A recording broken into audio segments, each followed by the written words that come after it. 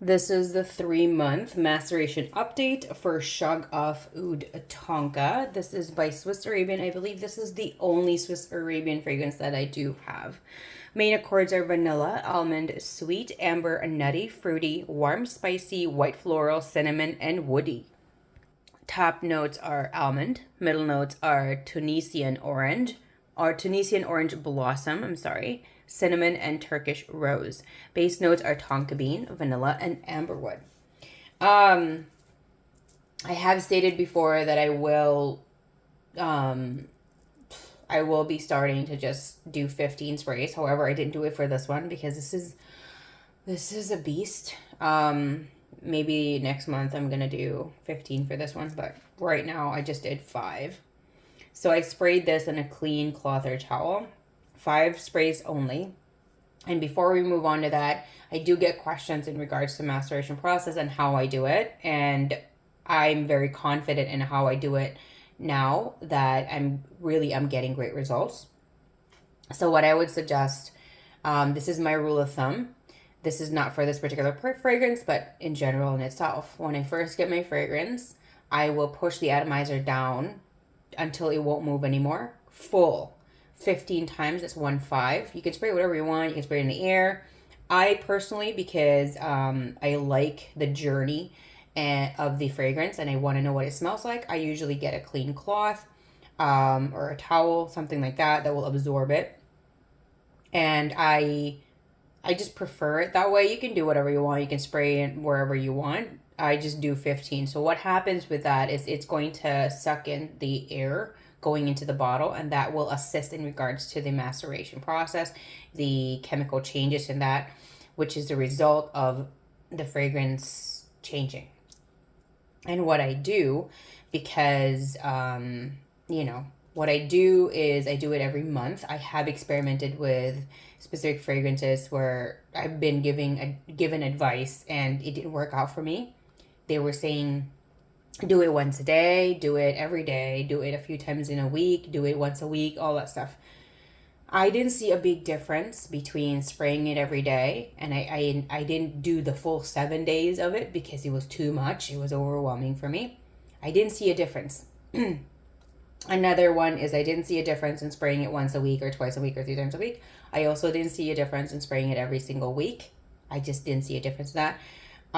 So I stick to once a month and 15 times. And I do have a lot of fragrances. So just imagine if I'm spraying every single one of them every single day, it will be too much. Like when I'm like, it's too much and it stays.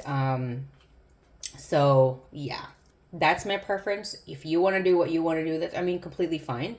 If you found a better one, please share in the comments because I'd love to know.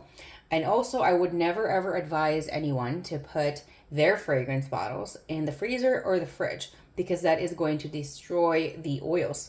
From my research, what I have seen so far, and I have paused that, is that people that have been giving that advice, they don't really have a follow-up. Another thing is that I have asked these people, what's the update on this? What the update on this? Give me an update on this in a month, in 2 months, in 3 months. They don't respond anymore. There's no update.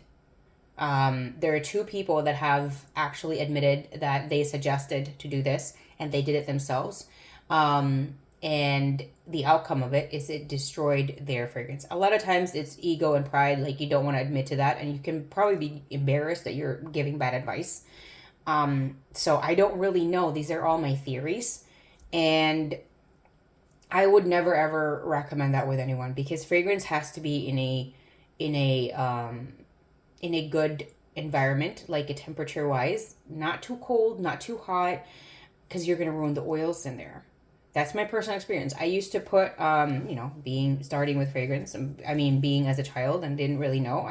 I love putting them next to my window, because that was where my dresser was. And it might not be immediately that it will destroy it, but longevity wise. So at the time, I am still a fragrance snob. My criteria with that would be quality. Quality is really number one. Next would be quality comes with sillage and longevity. So that's really my thing. And what I discovered before going into Arabian and Middle Eastern fragrance is that that's in the niche community, and that is in the designer luxury community. That's it. That's all I knew.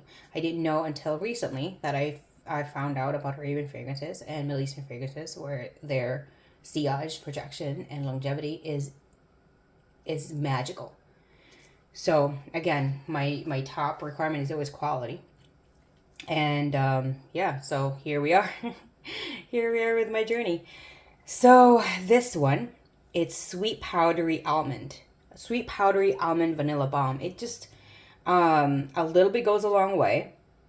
I did spray this 4 to 6 times on me a few weeks ago, and it got really cloying. Like, it made my nose a little bit stuffy because it was too much. And it wasn't immediately. And that's the thing. Like, when I just sprayed it on myself, let's say minute 0, I'm like, I don't really smell much. So I sprayed it until I sprayed it like 6 times. You know, you're working, you're doing whatever you're doing. 2 hours later, 4 hours later, and it's like, it's just palpable. It is so strong. It's a dark horse. It's a slow incline. But when it does grow, it will just be in your face. And because it's soft, it's powdery, that was the thing that really got me confused. Because usually when something can be powdery, because it feels so airy, it can be misleading in the fact that you might think like it's weak, you know? Oh, not this one. It was like in my face, and I'm like, oh my God. Like, this one I rarely touch because it's so strong. If you're looking for that kind of fragrance, maybe check this out. So, and also the airiness is non-ozonic. The airiness is, I would say, due to the almond, and the vanilla, of course, enhances it. So the almond here really reminds me of like a very concentrated almond cookie. You know how when you smell almond cookies, they're a little bit aromatic. You can smell the nuts, but it's not overpowering. This is like the concentration of the flavor of the almond cookie, magnify that by like 10 to 1 cookie. Like, it's just, you can't even imagine it, because I have seen and made and consumed almond cookies, and they're not really like that strong. They're very faint and pretty and delicious and all that. This, no. It doesn't smell gourmand to me either. Um it's complex, however very simple at the same time. It's like a very sophisticated basic fragrance, like basic powdery fragrance to me. It is linear, and I really love linear scents as well. Because when I love the compilation and how it already smells, I want that to keep going. I don't want it to change into something like, oh, it's gonna smell like that, and it's completely different fragrance than what I really loved. You know what I mean? So I appreciate that. This will leave a trail, so be very careful. Um, this is very pretty, can be signature scent. Just be weary and be careful on how many sprays you do. Because this can choke someone out. Like, this can be very suffocating and intoxicating. You can really wear this as a signature scent, a daily scent, because it's not offensive. It's inoffensive. The only thing that would probably become offensive to it is that if you overspray. If you're looking for a powdery, non-gourmand, non-cosmetic, non-baby powderish kind of smell, but you want it to be sweet and non-gourmand as well, check this out. It is beautiful. And I did get a question a while back about if this had tobacco, because this is supposed to be inspired by BDK's, what is that, Velvet Tonka. I've never smelled that. I've been kind of like on the fence because of the mixed reviews, so I don't know if I'll ever pull the trigger on that one. That one has a tobacco note in that, and this one does not. No tobacco note. So yeah, And again, this can be worn anytime, anywhere. This can even, because it's a signature scent, it can definitely be worn at date nights and stuff like that. Like, this is a chameleon. You can wear, signature scent is always something where you can wear it anytime, anywhere, any occasion. So yeah.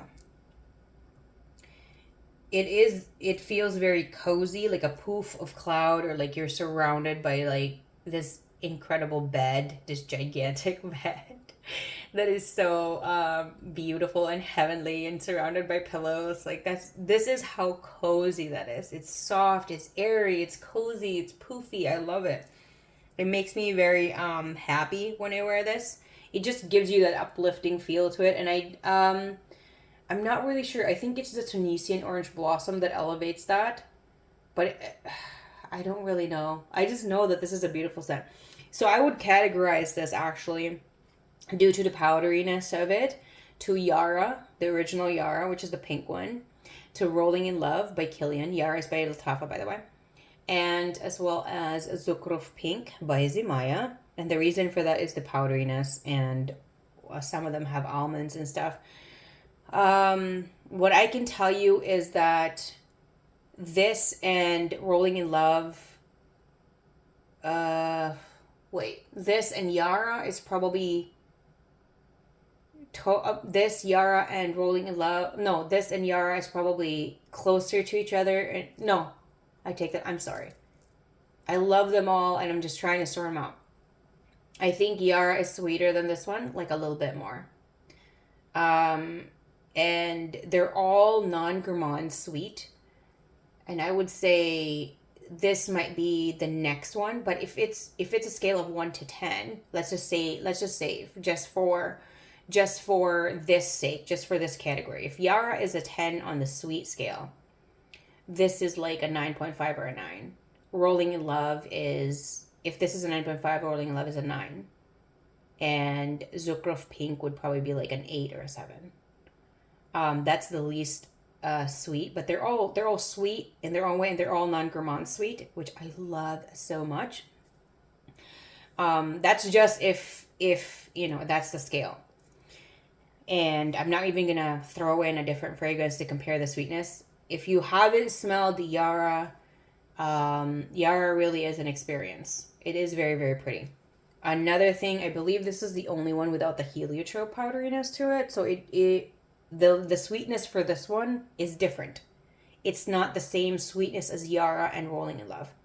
So it's a completely different category too. Yeah. Or I think maybe this is third in line after Rolling in Love, now that I think about it. The Yara, half a level would be Rolling in Love, or maybe even, let's just say 10, 9 for Yara. I mean, I'm sorry, Yara is 10, 9 is Rolling in Love, and this would probably be like an 8 or a 7. And then it could be equal. It could be equal in regards to sweetness with Zukruf Pink. They're very close. It's not a significant difference, is what I'm trying to say. But this is probably the most suffocating one. The other ones, they're not. I have used Yara to bed. I have used Rolling in Love to bed. I have used Zukruf Pink the most to bed. This I would never do, because this is like, I'm terrified to be suffocated when I'm sleeping. So this is just my daytime scent whenever I do reach for it. The bottle is very beautiful. I don't really associate the smell to the bottle. I understand the softness of the blue. I understand that because it is soft. However, the bottle is very misleading because this is a dark horse beast. It really is very in your face. So if you're looking for a fragrance that is within those kind of notes and a type of smells, however, performs like an explosion in a way, because this is terrifying to me because it's so strong. Be careful what you wish for. And also this one, I washed my sweater 5 times, and it wouldn't, I think even after the second and third wash, I can still smell a little bit of it. This is very similar to Khamra.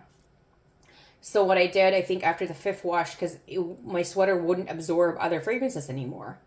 It just, I can't smell the fragrance because this is like still the primary, still occupying my sweater. So what I did is I put some Dawn all over it and let it soak, just Dawn, no water, for until the next laundry day. So it was at least one day overnight, stuff like that. And that took it off.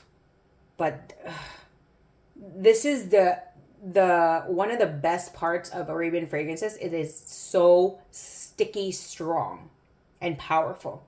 The downside, it is so sticky strong and powerful. So if you don't want to like pour Dawn or a degreaser like Dawn on your clothes, if you don't want to do that, I would suggest don't let this touch any of your clothing and just spray it on your wrist or whatever skin section you want to spray it on, because this will just that's why I'm so terrified to use this for bedtime, because I don't want my bed to smell like this. Um it is very, very beautiful.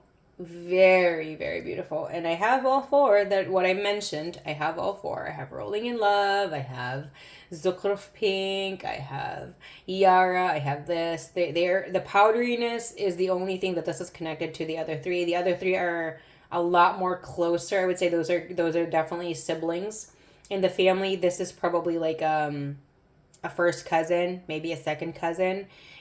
The powderiness is there, the sweetness is there. However, the sweetness is very different. So yeah. If you have any questions or you want to have a conversation about fragrances, or this one or anything else, you have any suggestions on other fragrances, I would always love to know. I love discovering new fragrances. I love everyone's thoughts on specific fragrances, because it does give me like a different idea that maybe I didn't really think of, and it does exist. So thank you everyone for the love and support, the subscribe, the like, the comments. I am so happy, grateful, and lucky on having the best community on my channel, because you guys are so beautiful and you have such a beautiful hearts as well. You have no idea how your comments warm my heart, and it just makes me so happy. So thank you so much. Let's all always stay happy, smelling great, stay healthy, stay safe. I wish you the best. I love you. Have a great day.